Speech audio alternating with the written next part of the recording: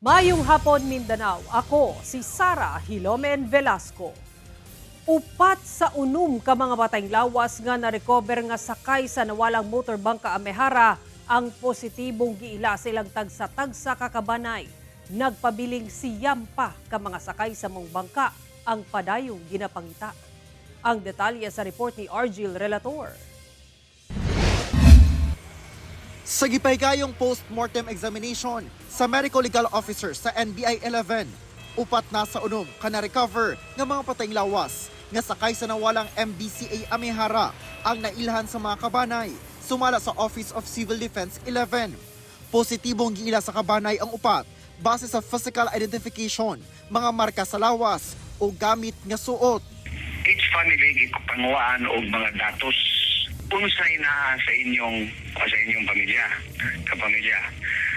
Tanan nga nakatapot sa lawas, mga markings, nunal, unsa pa ba diha. Pag-abot sa kadaver, individually i-check. Girilis na ang nailang mga patayng lawas ngadto sa pamilya alang sa pagpahiluna.